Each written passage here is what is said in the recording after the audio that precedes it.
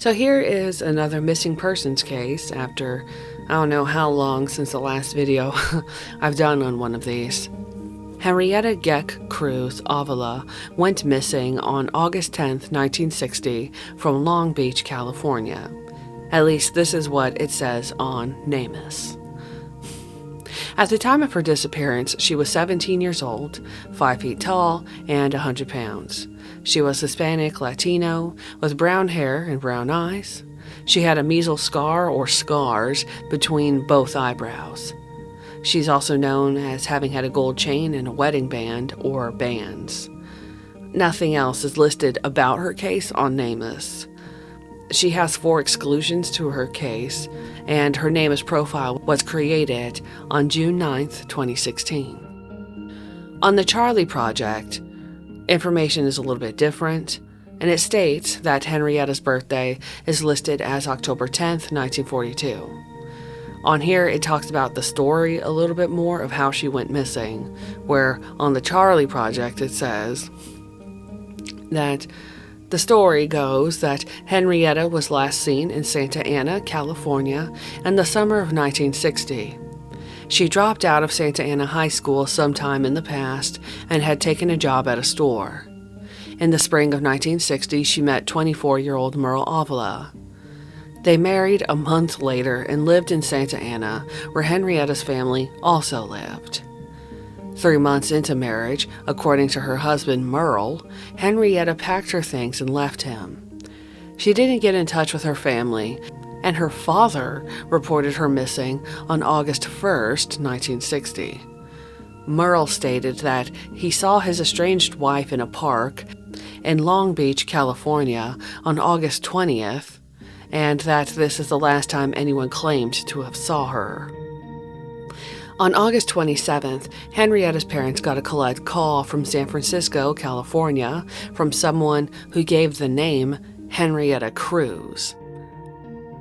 Keep in mind, she was still technically married and would have been under the name Avila? Anyway, her mother said she would accept the charges because it was a collect call. The caller hung up without speaking to her. That same day, her parents got a telegram from San Francisco signed Henrietta. It said she was okay, that she had gotten a job, and would not be returning to her husband. Police determined the telegram had been phoned in from a payphone by a woman who gave a false address. The week before Christmas, 1961, Henrietta's father went outside to his driveway and found, sitting on the trunk of his car, a belt and some underclothing that belonged to Henrietta. There was no other sign of her, and she never contacted her parents again. Merle Avila died in 2012, and Henrietta's brother died in 2020. Her sister, 10 years her junior, is still alive as of 2020 and had still hoped for a resolution to the case. And on the Charlie Project, it had stated that foul play was possible. According to a news article by NBC Los Angeles, which is dated September 20th, 2020, Henrietta's sister, Arlene Torres, stated that her sister was like a second mother to her and took her everywhere. Henrietta's family lived on Townsend Street in Santa Ana, California, where she would visit once married. Arlene remembered after Henrietta's wedding day that Henrietta had asked her mother to hold on to her wedding dress so that her little sister could wear it. Later on, Arlene tried it on, and it fit her perfectly, though it wasn't usable. When Henrietta went missing, her family searched from San Diego to San Francisco and found no leads. Arlene is quoted having said, "We have always prayed, and I have always prayed, and I knew one day this would come to an end because this was my prayer." There did not seem to be an official update on the website surrounding the bones, and I assumed that they were not Henrietta's because, of course, her NamUs profile still exists in 2025 as I record this. There are varying sources of information as to the exact date that Henrietta was last seen. Some say August 10th, others August 3rd, and then the 20th, and so on. And of course, I forgot to write this down, but I do just want to point out that, unfortunately, a lot of modern sources, so like NamUs, Charlie Project, of course, in various news articles that are online, not that it's their fault, but they don't seem to convey as much information about this story as it originally had been covered. I think just with the passage of time, a lot of these articles that I did end up finding just became not really brushed under the rug, but just forgotten. But anyway, so of course, I went through the newspaper archives and tried to find whatever I could about Henrietta and her disappearance. And it was kind of tough at first because her name was, her married name was Henrietta Avila, but her maiden name was Cruz. So it took a little bit of digging, but I did find quite a few things, just a few things about Henrietta and her disappearance. On December 9th, 1960, the Register posted an article titled, "Girl Vanishes from Santa Ana Residence." It stated that her parents, Mr. and Mrs. Manuel Cruz, had been searching for their daughter since August 6th of that year. Garden Grove, Santa Ana, and Orange County District Attorney offices had sought to put the puzzle together. The Cruz family even hired a private detective agency, where it's quoted as having stated that they combed California from San Diego to San Francisco in fruitless attempts to find her. There were no clues found by either police or private detectives. Henrietta's husband had refused to answer questions concerning the disappearance of his wife. He claimed that his lawyer had advised him not to. Henrietta's mother is quoted in the article with tears in her eyes as having said, "Sometimes I feel she's met with foul play. But then I regain my hope and I get the feeling that she's all right." This article described Henrietta as 4'11", 110 pounds, with auburn hair, olive complexion, brown eyes, and in good health. Her husband, who was interestingly actually not named in the article for whatever reason, was apparently a plumber at a Garden Grove construction company. They had only met that February in 1960 and married in April at Holy Family Catholic Church in Orange. This article says that her husband hadn't seen or heard from her since August 6th. Henrietta's parents said that they received a telegram 2 months prior, about October of 1960, that I had guessed initially, from San Francisco, that of course stated that Henrietta was safe and sound. But the Cruz family's private investigators had traced the origin of the telegram and found that it was sent with a false address. The article said that newspaper reports had been held back in hopes that new developments to the case would crop up. And none ever did from the time of that false telegram. Mrs. Cruz is quoted as having said, "I don't know what could have happened to her. Maybe the newspapers can help us. All we know is that she's missing, and we want her back." I think that this article is probably one of the main ones that online sources have used or quoted or has been passed around to this day, as obviously the 2020 article about the bones that were found were using quotations or, let's say, points that were from that previous article I just read. On July 28, 1961, the Register posted, of course, annulment petitions that were filed, with, interestingly, Merle Avila versus Henrietta as one of the petitions. That same year, on October 1st, the Register posted an article titled, "Officer Tells of Searching for Lost Girl." This article didn't state much new information, only that a detective, Don Dixon, had spent 4 days in the San Francisco area the week prior, trying to track down any information on Henrietta. This article states that she was 5 feet tall and 100 pounds, and it also states that, or it dates, the fake telegram as having come about September of 1960. The Western Union had checked to see if the address provided was real, and of course, it was non-existent. In a police bulletin issued by Chief of Police Reese Ballard, the phrase foul play involved was prominently featured. The bulletin was widely distributed.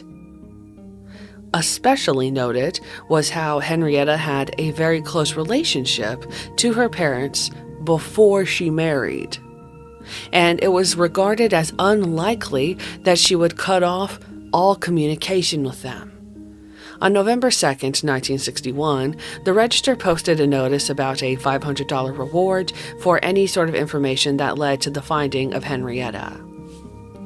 On December 14th, 1961, the Anaheim Bulletin posted a judgment which showed that Merle Avila was granted an annulment versus Henrietta. A record on Family Search shows that Henrietta married a Merle D. Avila on April 23, 1960, in Orange, California. The record shows that Merle was 26 at the time, placing his date of birth between 1933 to 1935. Another record shows that Merle may have been born on January 9, 1934, in Orange, California. And a third record shows that Merle Avila did indeed pass away on March 5, 2012, in Carson City, Nevada. At some point, Merle remarried to a woman named Lucy, and he had a family with her. Merle's death was, of course, confirmed also by an obituary, which I found was posted by the Record Courier. It stated that he had retired 20 years before from the cement masons and moved to Gardnerville. He built a home by Topaz Lake for his wife and himself, and Merle was an avid skier, enjoyed camping, fishing, water skiing, and country dancing. The obituary states that he left behind his wife of 50 years, Lucy, and their 6 daughters. Using simple math, then that would mean that Merle Avila remarried in 1962. A record on Family Search shows that Merle Avila married a Lucy Sanchez in 1962 in Los Angeles, California. Merle was 28 and Lucy was 20. It's estimated that Lucy was born in 1942. While I could not find any sort of wedding announcement for Merle and Lucy in 1962, I did come across some other interesting tidbits. On May 3rd, 1962, the Los Angeles Times posted an article titled, "The Strange Case of Henrietta, 19-year-old Girl Who Vanished." And I just want to preface that this seems to be probably the, if not the second most distributed or quoted article about Henrietta's disappearance. It stated that how some people, they save their money for cars or a home, but Lydia Cruz saved money for a different reason. Lydia, who is Henrietta's mother, was a housewife who had 5 kids, and her husband Manuel was a truck driver. Every payday, Lydia would save some of her husband's paycheck in a fund that was marked Henrietta. It was reward money for anyone who could tell them what happened to their missing daughter. Henrietta was their oldest child, and at the time of the article, the fund had saved over $700. Lydia had recalled before the disappearance that Henrietta's life was routine. Henrietta attended Smedley Junior High and Santa Ana High School, but dropped out and went to work in a variety store. In spring of 1960, she met a man some 7 years her senior, and after a month-long courtship, they married. 3 months later, she was gone. In this article, Merle Avila still lived in Santa Ana. He had been questioned by Garden Grove police, which was where the couple lived, and of course, he told them that he had no idea where she went. According to Henrietta's mother, the marriage was no overwhelming success, and Merle Avila explained to police that his wife packed her possessions in boxes and left him. Garden Grove police files recorded that he claimed that he last saw her in a park in Long Beach on August 20th, some 20 days after her father reported her missing. And of course, we can see here how there is this discrepancy between the dates of really when Henrietta was last seen alive, and in some ways, even when she was reported missing. On August 27, 1960, the Cruz family received a pair of a few clues. This, of course, was the collect phone call and the telegram, as I've talked about before. Of course, in this article, it also states that the telegram told her parents that she was fine, she had a job, and she didn't intend to go back to her husband. The article states that there were other leads, but they led nowhere. The week before, of course, Christmas 1961, this article talks about how Henrietta's father found the articles of clothing on the trunk of his car. The article states that Henrietta's case number was 60-5680, missing person with possible foul play. On May 24, 1962, the Los Angeles Evening Citizen News posted another reward notice for any information leading to Henrietta. The reward was up to $1,000. On May 29, 1962, the Los Angeles Times mentioned Henrietta with the $1,000 reward. Here it also stated that Irv Gross of Traces was working on the case, and he would put up $300 to go along with her family's $700. On May 26, 1962, going back a couple of days, the Anaheim Bulletin posted an article titled, "Santa Ana Hit by Car Succumbs." Sabas S. Roldan was struck by a car driven by a man named Merle Martinez Avila. I know that I stated that there was a record showing that Merle's name was Merle D. Avila, but as part of the culture, some people take both last names of their parents. I could go into this, but I'm just not going to explain that. The Merle Martinez Avila in this is the same Merle that Henrietta married.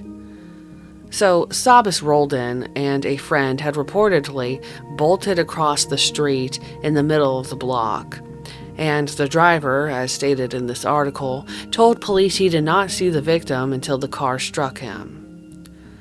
On May 27, 1962, the Register posted a snippet about Sabas. It pretty much states the same thing, and it stated that a 58-year-old man named Sabas S. Roldan died in an ambulance en route to Santa Ana Community Hospital. His body was taken to Smith and Tuthel Mortuary. The driver was named as Merle M. Avila, 28. He wasn't held by police. The coroner's office said witnesses claimed that Roldan dashed across the street in the company of another man. There actually is a Find a Grave page for Sabas Roldan, who was born on December 5, 1904 in Mexico. He passed away on May 25, 1962 in Orange, California. He's buried at Fairhaven Memorial Park in Santa Ana, California. A month later, after that initial article about Lydia saving money for information on Henrietta, Manuel Alonzo Cruz, her father, passed away. Manuel was born on June 17, 1916, in Encarnacion de Diaz, Mexico. He passed away on June 22, 1962, in Orange, California. He is buried at Holy Sepulchre Cemetery in Orange, California. No explanation or reason was given as to how he died or why. On November 11, 1962, the Register posted an article titled, "Missing 2 Years, Girl's Case Baffling." The article essentially rehashes the story as said before. The district attorney investigator, Joe Ramirez, stated that there had never been any definite leads since Henrietta was reported missing. This article states that Merle Avila had last seen Henrietta on August 10, 1960 in Long Beach. The article says, 10 days before her disappearance, Henrietta and her husband, Merle Martinez Avila, separated after a series of arguments, and Henrietta remained alone at their 10,673 Stanford Garden Grove address. Apparently, in the 2 years from when she was initially reported missing, a foot-high stack of reports had accumulated that led to nowhere.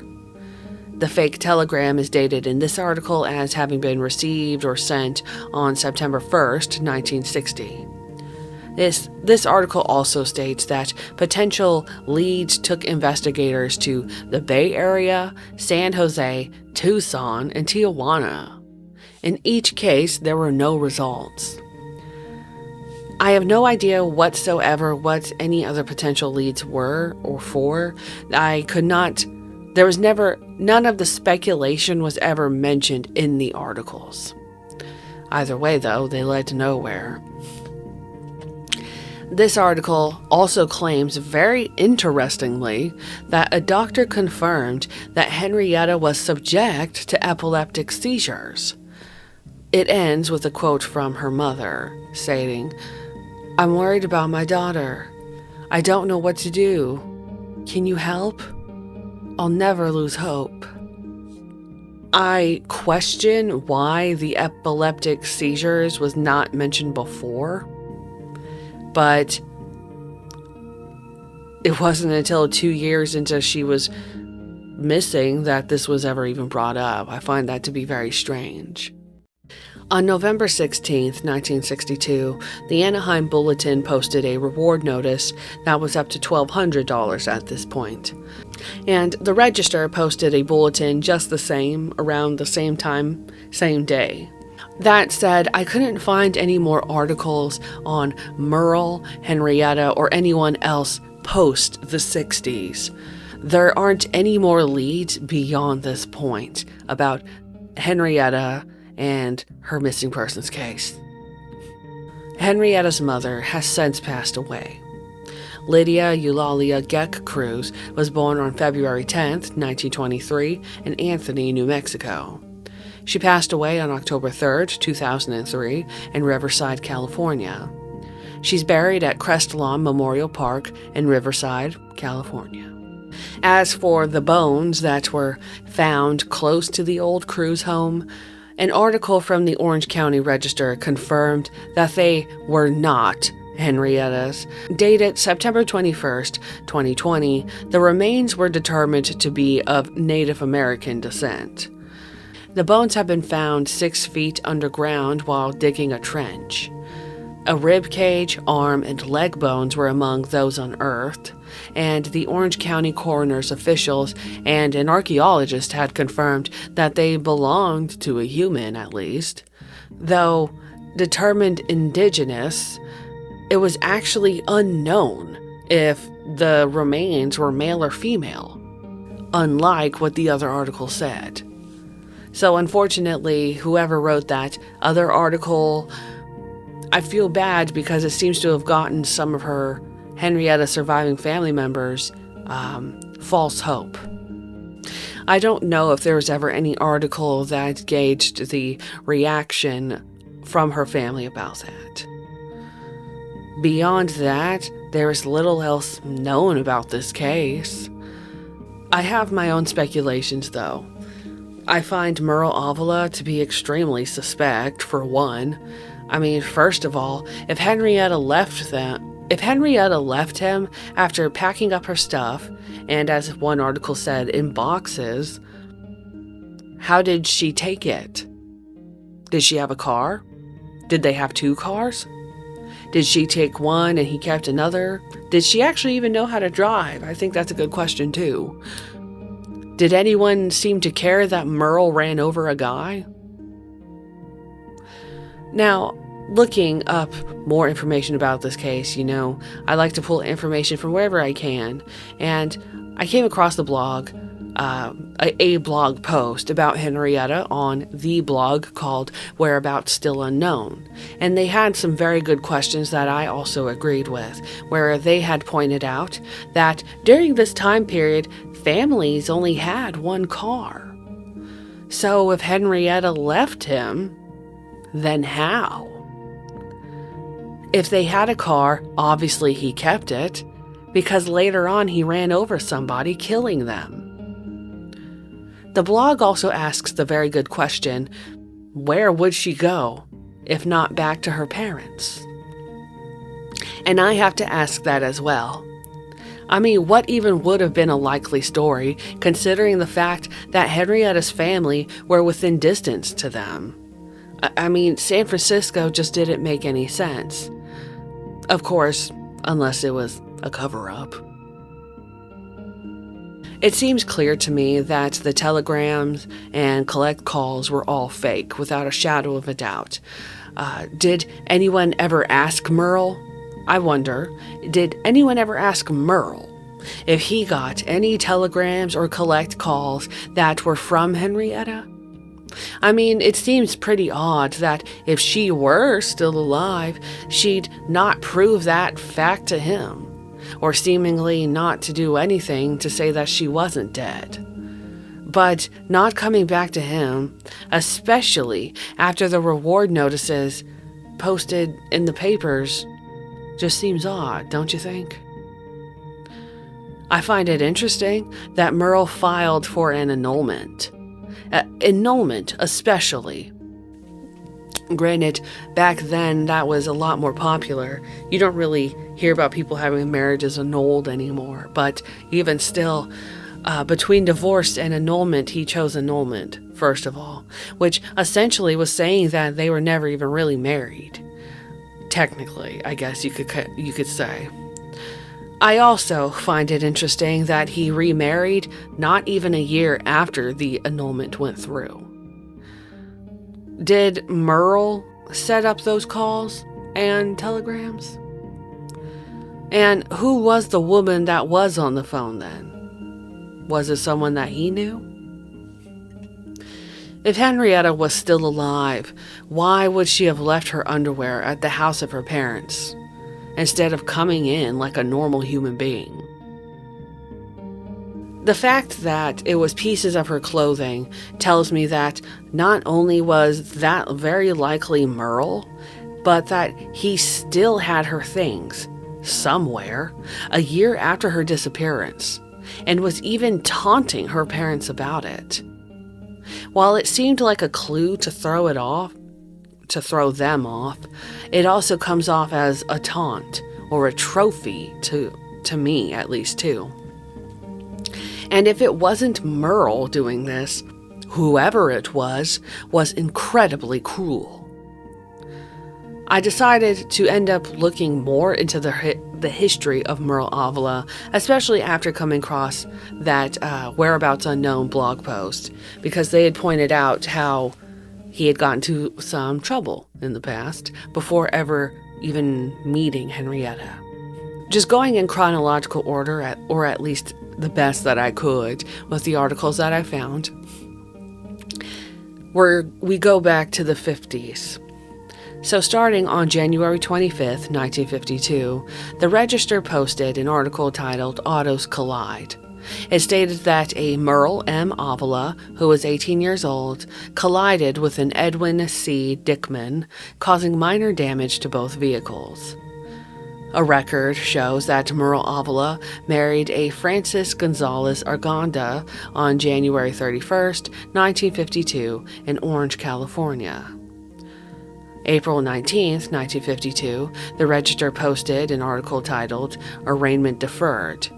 Merle Avila and George Rivas Henrietta, both 18, had their arraignment deferred on the January burglary.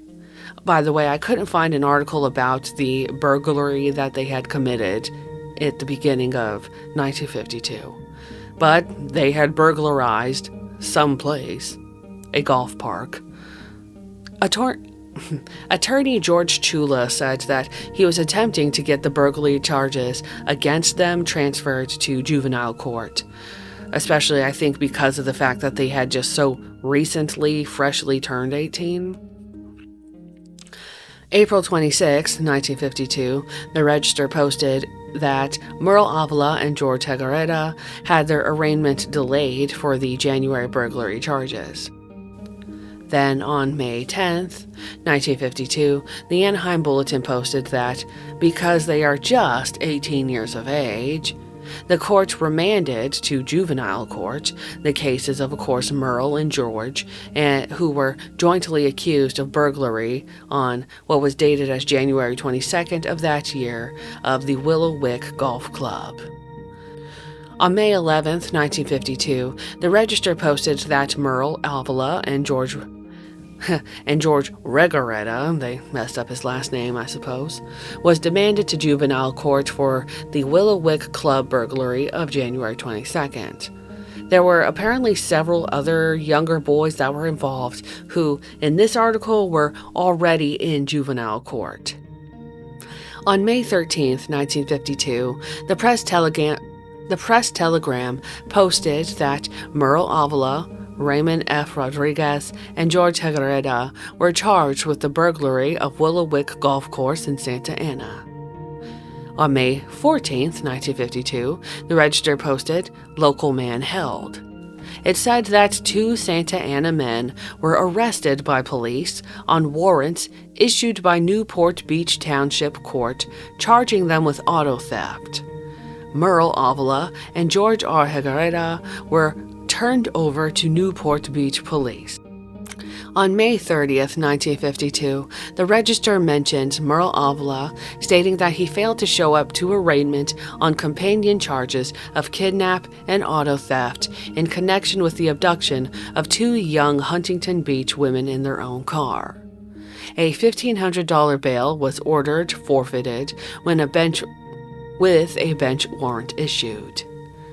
His attorney, Cal Lines, was present, but he said that he didn't know where Avila was. Subsequently, apparently, he appeared with a different attorney, Attorney James Monroe, and the bench warrant was withdrawn, but a new bail of $2,500 was set. On May 31st, 1952, the Anaheim Bulletin posted an article titled, "Accused Kidnapper Fails to Report." Of course, it was about how Merle failed to show up in the Superior Court to answer to his dual counts of kidnapping the telephone operators. This article stated that Avila had been at liberty. He had basically posted bail since the crime had happened on May 10th of that year. Merle was allegedly with, in this article it says 2 other young men, when they forced their way into the car, which the telephone girls were leaving their jobs. They were driven to Costa Mesa and then back to Newport Beach. On June 7, 1952, the Register posted that a motion to dismiss the kidnap and auto theft charges against Merle Avila and auto theft charges against him were filed by attorney James C. Monroe, with hearing on the motion that next Friday.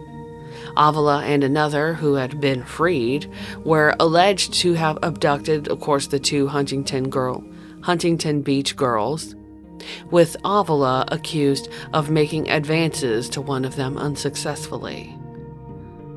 June 16, 1952, the Anaheim Bulletin posted, "Man pleads innocent to kidnapping charge." Merle Avila had pled innocent to the Huntington Beach girl kidnapping, and the trial was awaiting to happen on July 28th of that year.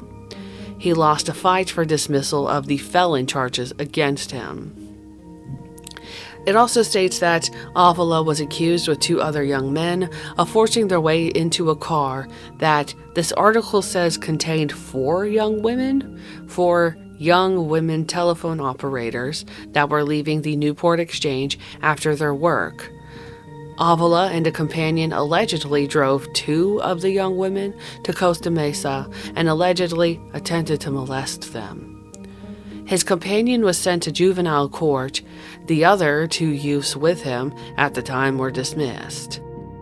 Skipping forward ahead quite a few months, because I couldn't find anything else on these charges in 1952, the next article is dated February 3rd, 1953. The Register posted, "Charges reduced against youth who, having faced 2 felony charges for nearly 9 months and having been in several courts, Merle Avila had been permitted to plead guilty to 2 misdemeanor charges." He had been arrested, of course, that last May, on May 11th, on charges of kidnapping and auto theft of the 2 women. They claimed that they were forced to accompany him and a juvenile in their car to various parts of the country, and that Avila made advances to them. Their case first came up in the adult court and was transferred to juvenile court, and then was shifted back to the adult division. Meanwhile, Avila was free on bail most of this time. I think this is also the reason why I couldn't find any more articles about this until essentially the next year, because probably the legal issues of back and forth, adult, juvenile, adult, juvenile.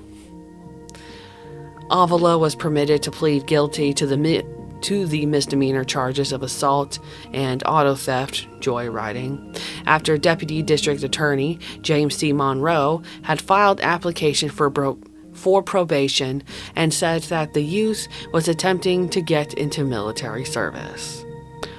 Superior Judge Robert Gardner set the hearing on the probation application for February 20th.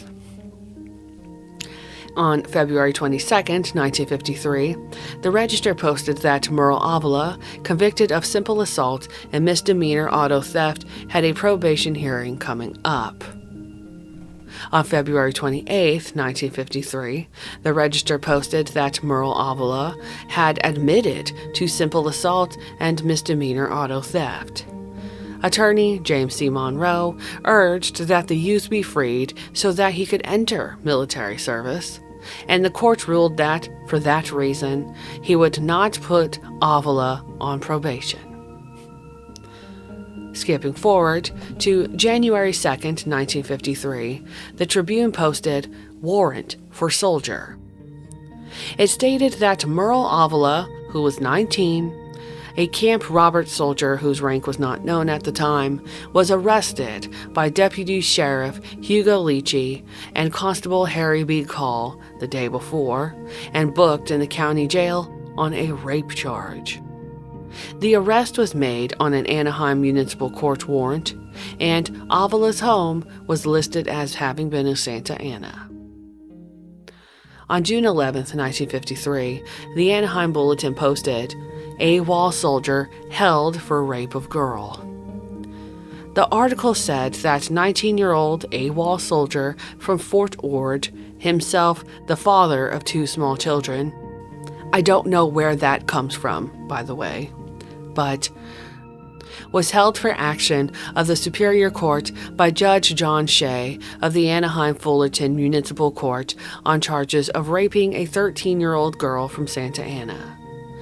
Merle Avila, wanted by military authorities for being AWOL since early in November of the year before, was held by Judge Shea when evidence was presented that Avila had already raped the young girl on numerous occasions while attending a drive-in theater between November and last April, and the girl was now pregnant. Avila was defended by James C. Monroe, who asked that bail of $5,000 be lowered. Judge Shea set bail at $2,000 and held Avila for hearing in Superior Court, which was for June 19th of that year. On June 11th, 1953, the Register posted, "Soldier charged with statutory rape at Anaheim." A Camp Robert soldier was held to answer charges of statutory rape of a 13-year-old girl after a preliminary hearing in Anaheim Fullerton Municipal Court. Merle Avila, 19, was ordered bound over for trial June 19th in the Superior Court. Bail was set for $2,000. A second charge of exciting the sexual desires of a minor was dismissed by the judge because all evidence had been used to prove the rape charge. The girl had testified she had 15 acts of intercourse with, the article says, the youth, but she had 15 acts of it with Merle from November 1952 to April 1953. June 20th, 1953, the Register posted that Merle Avila had pleaded not guilty to the statutory rape of the 13-year-old girl and demanded a jury trial through attorney James C. Monroe. His case was set for June 29th in Department 3, and bail was reduced from $2,000 to $1,000. On July 7, 1953, the Register posted, "Youth acquitted of rape charge."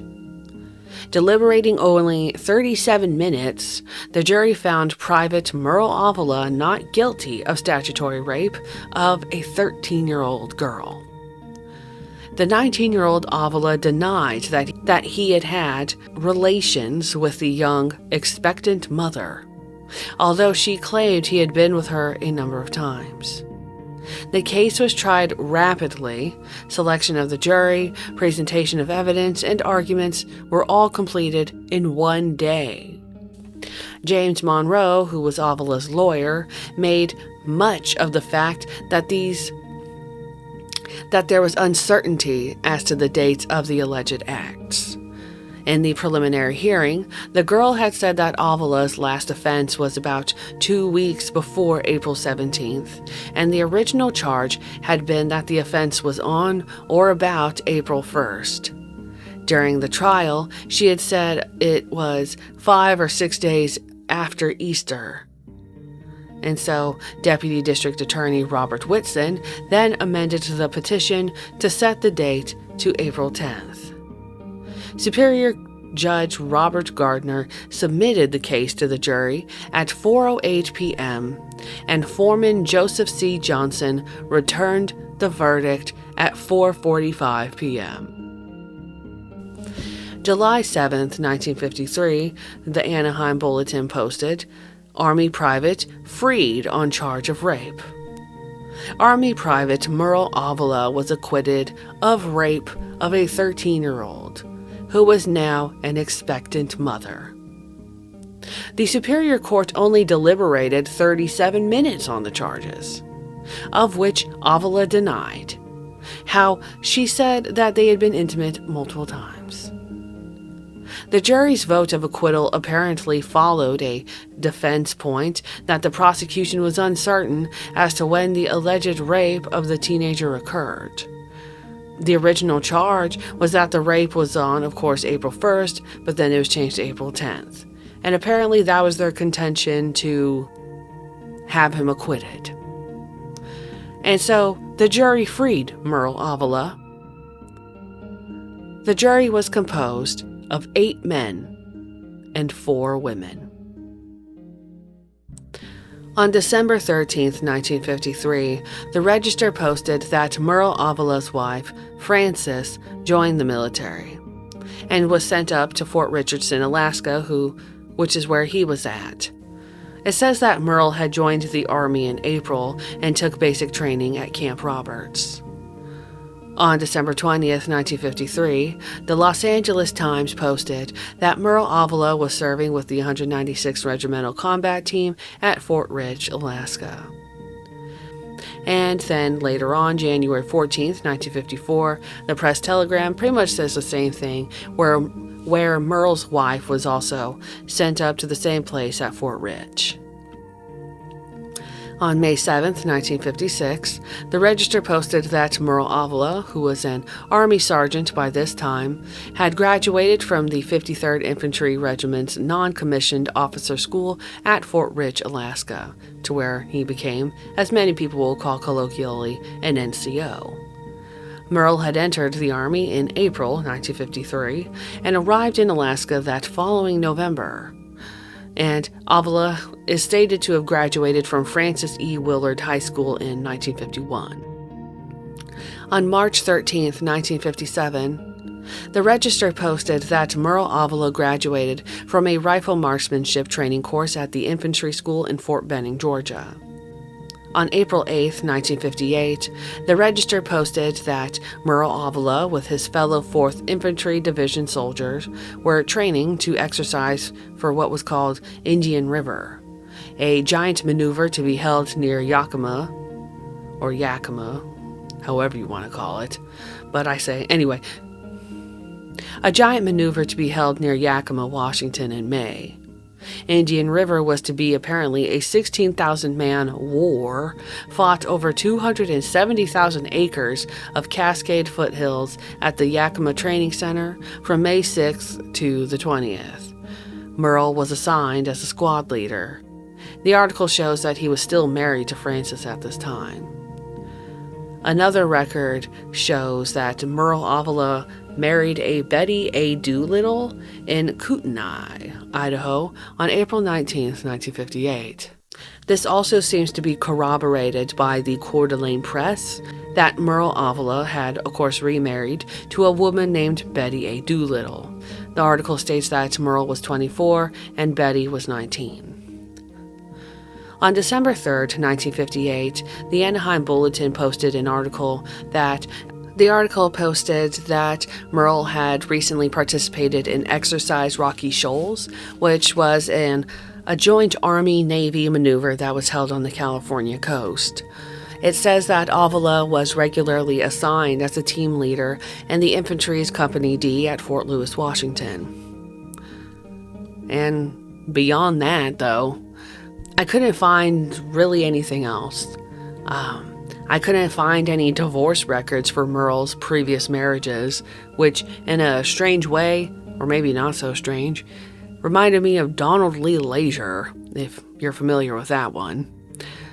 It seems to me that he married at least twice before obviously meeting Henrietta, and I personally did not know if there's any more information about what he did or what happened to that 13-year-old girl. Either way, I believe that it was a miscarriage of justice, what they did to her. To me, Henrietta was another victim of Merle's. That much is clear. It seems that he preyed on the lack of knowledge that anyone would have had about his past. Because let us remember, if you were to find out anything, most of the time it would be in the newspaper. But who would have all these papers that would have these articles about him? Though this is just my own personal speculation, I honestly believe that Merle may have killed Henrietta in probably one of those arguments that they had. I would not doubt that he probably hit her or killed her outright in a rage and then hid her body somewhere. Beyond that, there isn't anything else known about this case, and I don't know if there ever will.